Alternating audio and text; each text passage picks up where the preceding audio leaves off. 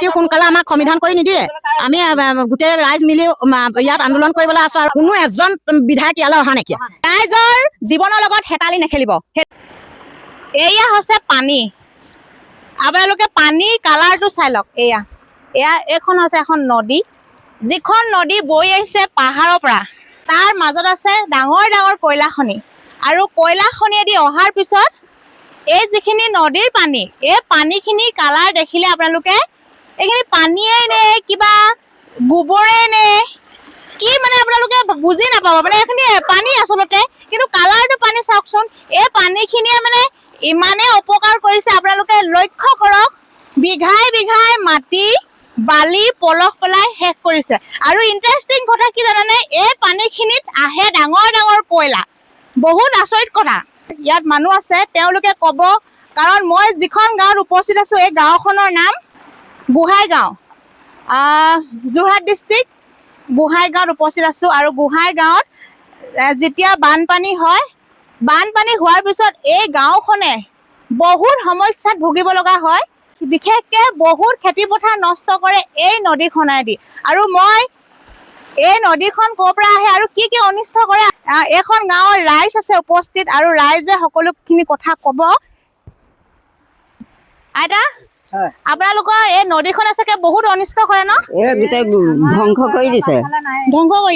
কৰি দিছে আৰু ঘৰত মানে ভিতৰত পানী ঘেল একেবাৰে আজি 4-5 দিন আমি প্ৰথম খাবই নোৱাৰা হলো আমাৰ এইখিনি এটাই কি ঘৰ একদম পানী ইমান এতিয়ালৈকে শুকুৱাই নাই ভালকে আৰু 5 চাইডে যে অৱস্থাই নাই নহয় এই নদীখনেদি বেছি বালি আহিছে কয়লা আহিছে আৰু ৰাস্তাত উঠি যায় মানুহ যাব নোৱাৰে স্কুললৈ ল'ৰা ছোৱালী যাব নোৱাৰে বহুত বিপদ হৈছে আপোনালোকে এই পানীখিনি মানে কালাৰটো এনেকুৱা আহে নাই বাৰু এনেকুৱাই আহি থাকে মানে কোনো পানী ৰং নাহে মানে নাহে দেখিছে ৰাইজ আমাৰ লগে লগে ভৰিত ৰং লাগিয়ে যায় ন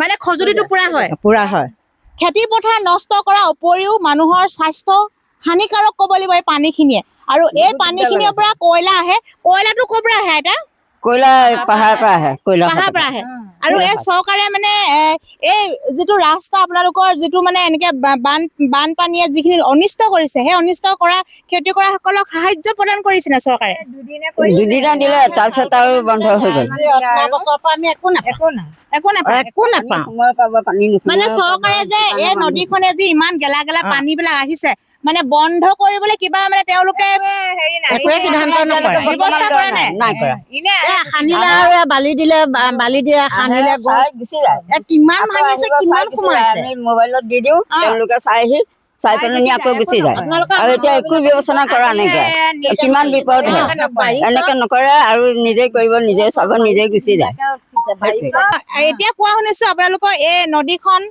নতুনকে নিৰ্মাণ কৰিবলৈ আহিছে বুলি গৰাখহনীয়া গোটেই দেখিছে নাই পানীয়ে গোটেই গৰাখহনীয়া বালিয়ে ল'ৰা আহিছে মানে চৰকাৰে নিৰ্মাণ নাই কৰা চৰকাৰৰ লগত তেওঁলোকে যোগাযোগ কৰিছে যদি আমি সিমান নাজানো এতিয়া মানে কোনে নিৰ্মাণ কৰিবলৈ তেওঁলোকক দিছে চেংচন পাইছিলে এইটো তাৰপৰা বাইদেৱে গোটেই চেংচন খিনি কৰিবলৈ দিলে গোটেই বস্তু বেকাজান পেলাই থৈছে সেইবিলাক সিদ্ধান্ত কৰি নিদিয়েহি এইটো বল্ডাৰ আনি থৈছে সেয়াও সিদ্ধান্ত কৰি নিদিয়ে অকল ঢাপটো তুলিব আৰু মাথাইটো তুলিব গুচি যাব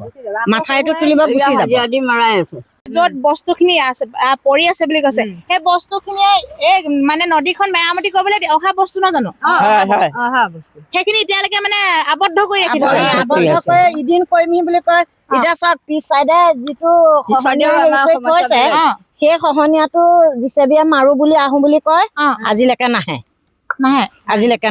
ল'ৰা দুটাই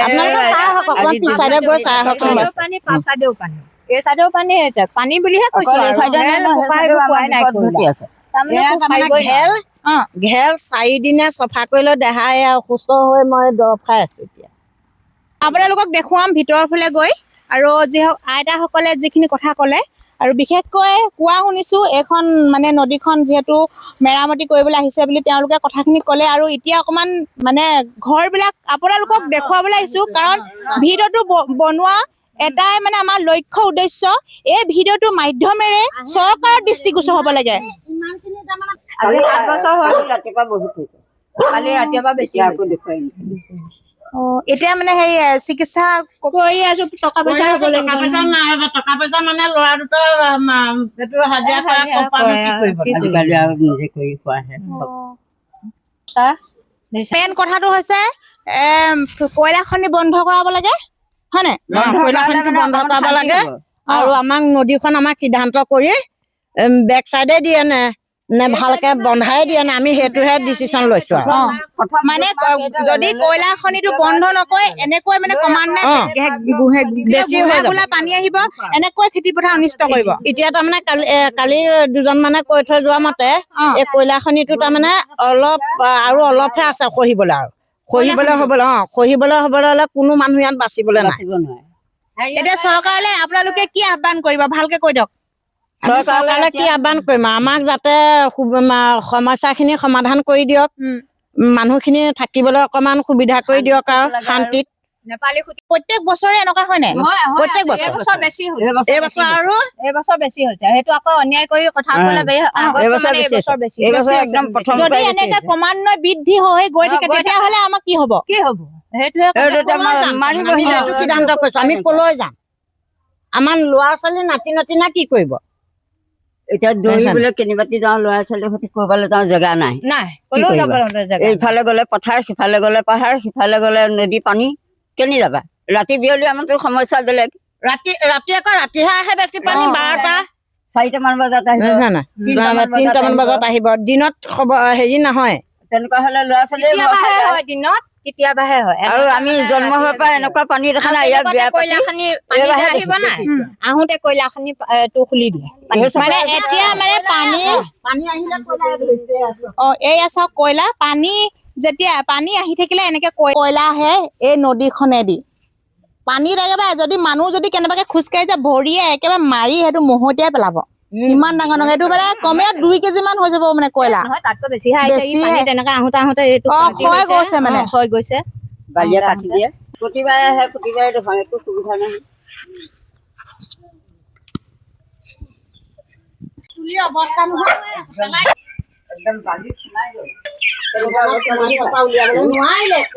বহুত বস্তু বেয়া হৈ গ'লে। আপোনালোকক চৰকাৰৰ ফালৰ পৰা ইয়াত কাম লগাই আছে নে ককাইদেউ? আপোনালোকৰ চৰকাৰৰ ফালৰ পৰা কাম লগাই আছে নে? চৰকাৰৰ ফালৰ পৰা কাৰ আণ্ডাৰত কামটো হৈ আছে? কোনে কৰাই আছে কামটো? কোনে কৰাই আছে?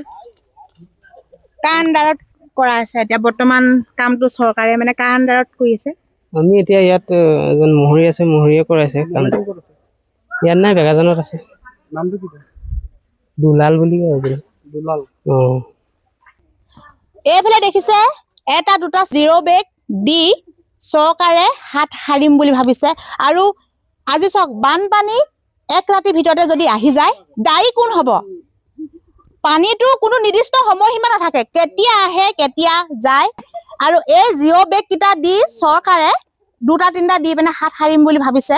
আৰু ইমান লেহেমীয়া গতিত যে কামখিনি চলাই আছে চৰকাৰে, মহৰী আণ্ডাৰত কামখিনি ইমান লেহেমীয়া গতিত চলাই আছে।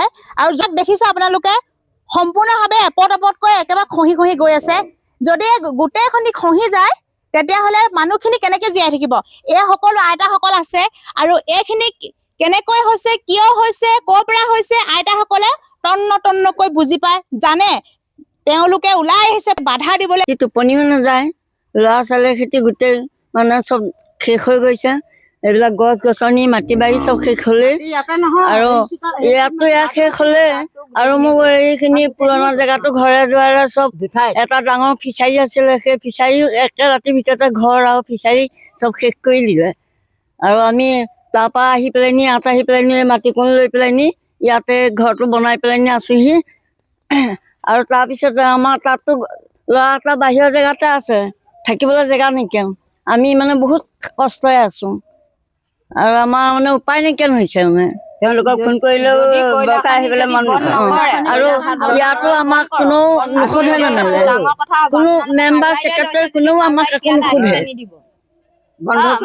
আপোনালোকে বন্ধ কৰক, কয়লা খনি বন্ধ কৰক, তেতিয়া আমাক হেৰি পাব। আপোনালোকে কয়লা খনিয়ে চব শেষ কৰি দিছে বেছিকৈ। আপোনালোকে এইটো কাম হেৰি কৰক।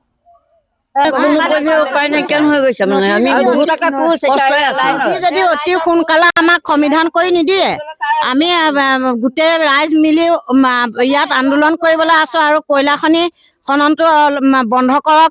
কোনোবা যদি মাফিয়া আছে সেইখিনিও বন্ধ কৰি লৈ টকা পইচা খোৱাবিলাকো অলপ অকণমান বন্ধ হওক হৈ লৈ আমাৰ মানুহখিনিক অকণমান বচাবলৈ চেষ্টা কৰক। এই নদীখনে আমাক বহুতখিনি অনিষ্ট কৰিছে। খেতি পথাৰতো আমি এতিয়া চাউল 15 কেজি পাওঁ, সেই চাউল 15 কেজিও অতজাক মানুহে খাবলৈ কেনেকুৱা কষ্ট হয়। আজি 50 টকা 70 টকা দি চাউলৰ কেজি আমি কেনেকৈ খাম? আমাৰ ল'ৰা ছোৱালীয়ে হাজিৰা কৰে, তাৰ বিনিময়ত আমাক একো সুবিধা সুযোগটো নিদিয়ে। আৰু নদীখনে যদি এনেকে যদি আমাক হেৰি কৰি গৈ থাকে আমি কেনেকে চলিম? অজন্তা নেওগ বাইদেউ, আপোনাক কৈছো ৰাইজসকল ওলাই আহিছে আপোনাক প্ৰত্যুত্তৰ দিবলৈ। আপুনি যদি অতি শীঘ্ৰে এই কামখিনি যদি আপোনালোকে নকৰে কিন্তু এইবাৰ কিন্তু ৰাইজে প্ৰত্যুত্তৰ দিব।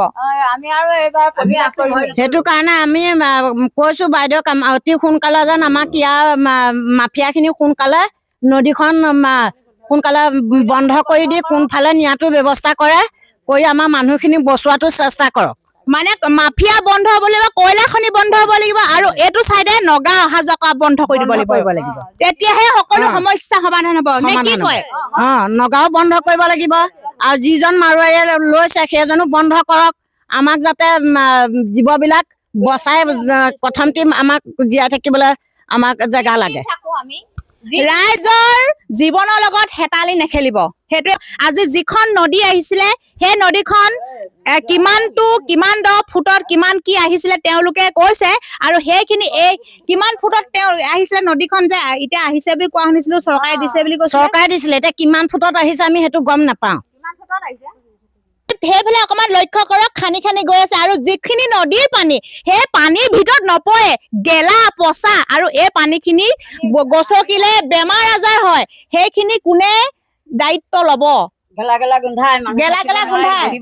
মানুহে কেনেকৈ জীৱন যাপন কৰিছে। গাদীৰ ওপৰত বহি চৰকাৰ শাসন কৰিলে নহব, ৰাইজক চাব লাগিব, কাৰণ ৰাইজে ৰজা বনাইছিলে, নহয় জানো?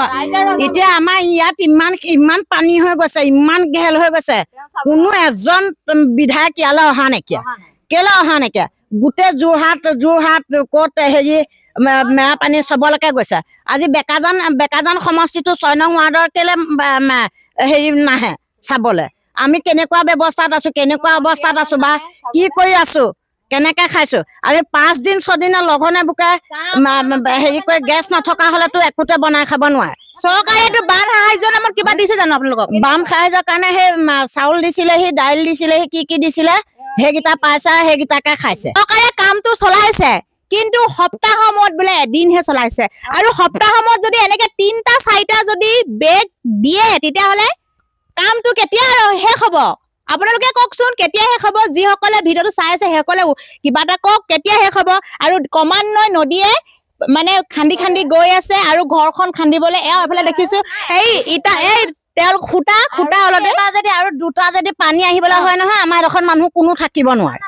এইবিলাক একোৱে থাকিব নোৱাৰে। আৰু আপোনালোকক মানে পানী শুকাওতে দেখাইছো কাৰণে আপোনালোকৰ অনুভৱ হোৱা নাই। পানী হোৱা হলে আপোনালোকক দেখুওৱা হলে অনুভৱ হলহেঁতেন। পানী চাই নেকি? মোবাইলত দেখুৱাই দেচোন, হ'ব ভিডিঅ'টো দি দিব। 17 চনৰ পৰা আমি মাটি খেতি কৰিব পৰা নাইকিয়া, সেইখিনি মাটি এনেকে পৰি আছে গোটেই চিটটো পৰি আছে যে আপোনালোকেনো ক'ৰ পৰা খাইছেনো? কিবা এটাকে সাহায্যকে দিওঁ বুলি নাই দিয়া। 11 বছৰ হ'ল। 11 বছৰ এনেকুৱা ঘোলা পানী আহি আছে নে? আমাৰ সব বাৰো মাহে আৰু 11 বছৰ আৰু কিন্তু তথাপিও চৰকাৰ মানুহে অহা নাই চাবলে। আমাক আধাৰ কাৰ্ড ল'ব, পান কাৰ্ড ল'ব, কৃষকৰ কাৰণে কিবা এটা আহিব দে লৈছো। আজিলৈকে যদি পিপৰা এটা যদি বস্তু যদি দিলে হলে আমাক একো নাপাওঁ ন? সেইচিন মাটি আমাৰ যেনেকে বহল, এজন ডাঙৰজন বৰজনা হয়, সেইচিন মাটি গোটেই টাবত গুচি গ'ল। এতিয়া মানে আমাৰ মেইন উদ্দেশ্যটো হ'ল কয়লা খনি বন্ধ কৰিব লাগে, আৰু আমাক নদীখনৰ সিদ্ধান্তটো কৰি দিব লাগে। ৰাইজে উপকৃত হ'ব আৰু নদীৰ পানী বিলাক তেতিয়াহে মানে নদী আদি নিৰ্দিষ্ট স্থানত পাবগে ৰাইজৰ খেতি পথাৰ নষ্ট নকৰে কিন্তু কয়লা খনি যি চপৰা কয়লা খনি আহিছে আৰু কয়লা খনিয়ে যদি বেছি আহে এইফালে মানে ঠেলি পানী এইখন নদী বন্ধ কৰি পিছ চাইডে দিয়াটো যদি ব্যৱস্থা কৰি দিয়ে আমি সেইটো আনন্দিত আছো পিছফালেও আছে নেকি নদী পিছ চাইডে আছে গুচি যাব এইপিনে দি দিলে তাৰপিছত এইপিনে জুখি মাখি চব লৈ ইঞ্জিনিয়াৰ জুখি মাখি লৈ গ'ল তাৰপৰা দুটামানৰ লগ খাই লৈ সেই বন্ধ কৰি আপুনি এই বিষয়ে কিবা ক'ব নেকি মইনো কি ক'ম সদায় দেখি আছো আৰু ইমান আমি কমপ্লেইন দিওঁ আহিম কৰিম এনেকেই থাকে কাৰ আণ্ডাৰত কামটো হৈছিলে এইটো কি দুলাল দুলাল কোন মৰিজন মানে কামটো মানে প্ৰত্যেক দিনে কামটো কৰাই নে নাই এই আহিলে আজি খুটি মাৰিলে আকৌ এসপ্তাহ নাহে আৰু আকৌ আহিব দুবস্তা দিব আকৌ গুচি যায় এনেকৈ কৰি আছে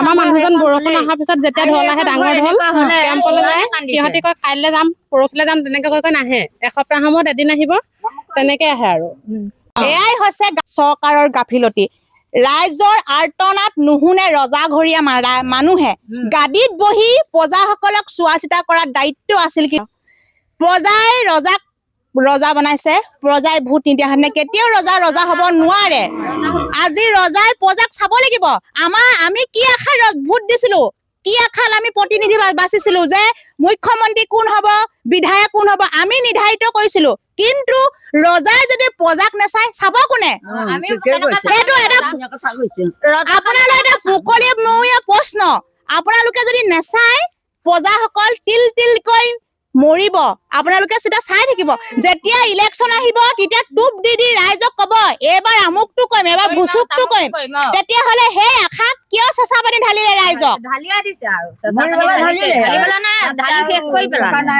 তেতিয়া হলে ৰজাই প্ৰজাক মানে মৃত্যুলৈকে বাট চাই আছে সেইটোৱে কথা তেওঁলোকে যদি আমাক মৃত্যু দণ্ডন দিয়ে তেতিয়া তেওঁলোকে ইলেকশ্যন খেলিলে কম জিকিব 7-8 বাৰে এঘৰ মানুহ আমাৰ ঘৰতে প্ৰথম 7-8 বাৰ ঘেল সোমাইছে এই কাণৰ মানুহৰ সতি 7-8 বাৰ ঘেল সোমাইছে কোনো মানুহে যোৱা তাত খাৰা হবলৈ ঠাণ্ডা পানী এখন নিদিয়ে এতিয়া কথা হল আপোনালোকে নাভাবিব মই বিজেপি মই কংগ্ৰেছ মই কোনো চৰকাৰৰ মানুহ নহয় মই যিজন প্ৰতিনিধিয়ে ভাল কাম কৰে তাকে সাপোৰ্ট কৰো কিন্তু মই কোনো অন্ধভক্ত চৰকাৰৰ নহয় কিন্তু এটোৱে প্ৰশ্ন কৰিছো যে আপোনালোকে প্ৰজাসকলক চাওক ৰজা হৈ গাদীত এচি ৰুমত বহি থাকিলে আপোনালোকে গম নাপাব আহক আপোনালোকৰ পালি পহিয়াবিলাক এইবিলাক দৃষ্টিগোচৰ কৰাওক ৰাইজে কেনেকে আৰ্তনাদত তেওঁলোকে ভুগিছে কেনেকে বানপানী তেওঁলোকে ককবকাই মানে তেওঁলোকে ফুৰিছে কেনেকে তেওঁলোকে লঘনে আছে